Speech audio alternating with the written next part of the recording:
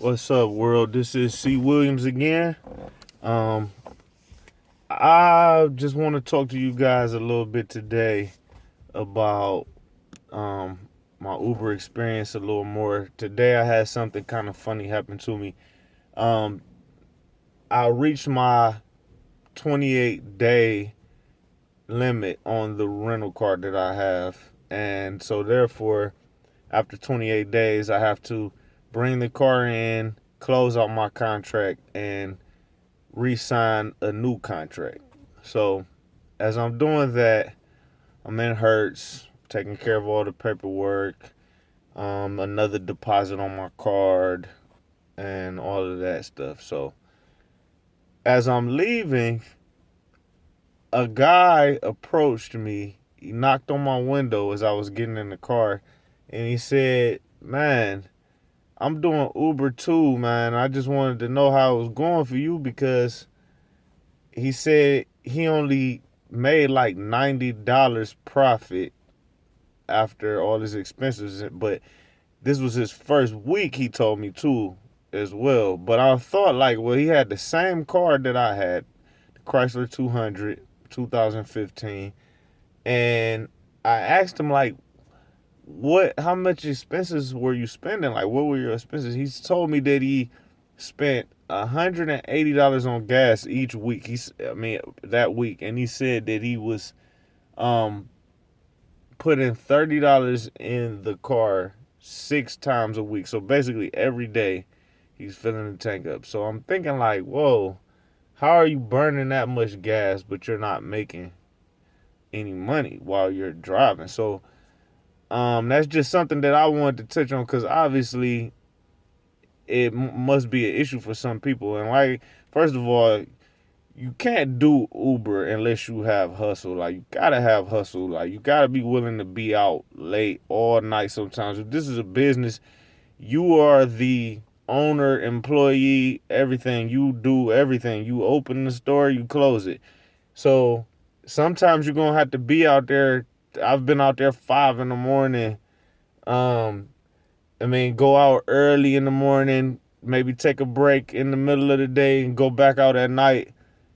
It's just like you have to have hustle. You cannot do this without having hustle and being able to endure being uncomfortable sometimes sitting in the car and things like that. Because, I mean, I've been in way worse. I've had to do way worse to make the kind of money that I'm making. So to me, this is easy. So anybody that's complaining about this, maybe they've had way better. But me personally, I know it's a lot of people like me that this work is easy. I've washed dishes, washed cars, made boxes, did all kind of jobs, and all of it was, I hated it all. So this, at least I have my freedom and driving people around, being nice to them.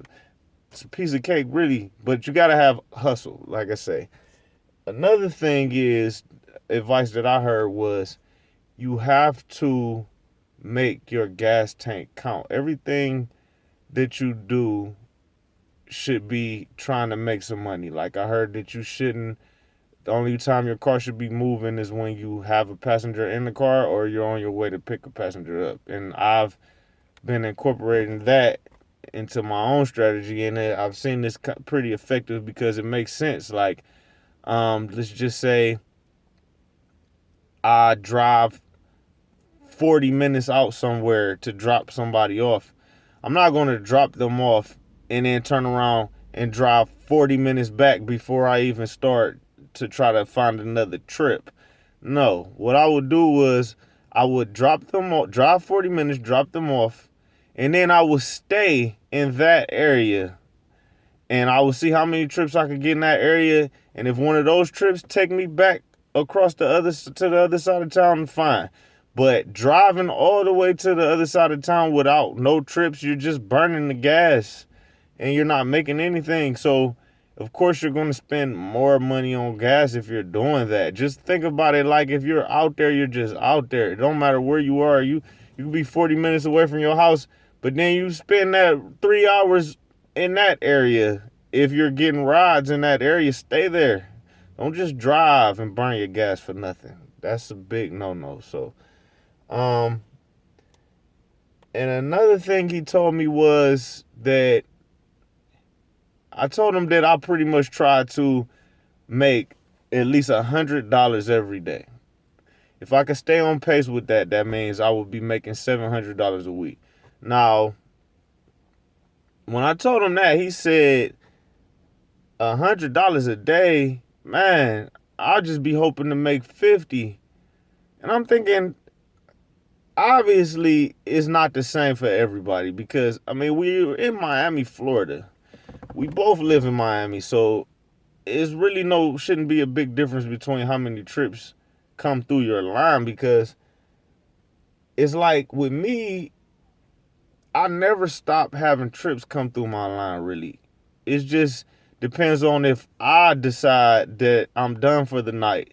Because usually every day I go out, my phone is going to go off and off. It's like I can make as much money as I'm willing to stay out there and get. I mean, when I call it quits, that's when I turn it off and I'm just done for the night or whatever. But I just can't see how it would be hard to make $50 because, I mean, you could make $20 off one trip easy and not even burn that much gas. So let's just say 3 of those trips, you already at $60. So it's kind of like, I don't know. I guess it's, like I said, it's not for everybody. But if you know how to hustle at all and you have the drive and know that it's on you to make this work, and that's when you will be successful at this. I'm not a expert yet, but like I say, I have a 4.8 rating. I got about 135 5-star trips. It's just pretty much. Oh, another thing that he asked me, did I start conversations with the riders when they get in my car? Do I try to talk to them? Now, this is another thing I want to touch on because obviously people wonder about these kind of things. So, my thing is when they get in the car, I always say hello, always be polite. I always ask them how do they want the air conditioning? Do they want it up more? Do they want it down? But after that, I don't start a conversation with them further than that unless they start it with me. If they don't start a conversation with me or they don't act like they want to have a conversation, I'm not going to talk. I'm just going to drive. Just do what I'm being paid for. I'm just going to drive. Now, if they start a conversation with me, I'll talk to them the whole way. I mean, hey, I like a good conversation for somebody that wants to talk. Now, me, the reason that I do it this way is because I used to take Uber every day to my job before I started working for Uber. And some days I would be having a bad day. I would get in the car.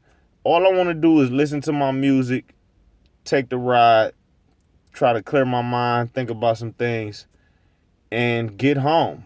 I don't want to be forced into a conversation. I used to hate when the driver would force a conversation on me. I might be trying to listen to my music, and every time you say something, I have to pause my music or just cut it off completely because I don't know when you're going to start talking again. I'm trying not to be rude now. Now at this point, I'm trying not to. I have to make sure I'm listening to you because obviously you want to talk. But it's not about you as a driver. It's about the passenger. If the passenger doesn't want to talk, then don't make them talk because that's irritating. I hated that. Like, if I'm in a talking mood, I will talk to you. I will start the conversation. I will say, hey, how you doing? Where you from? I'll ask you. But if the passenger does not want to talk, do not force them to talk because that's one of the most irritating things you can do.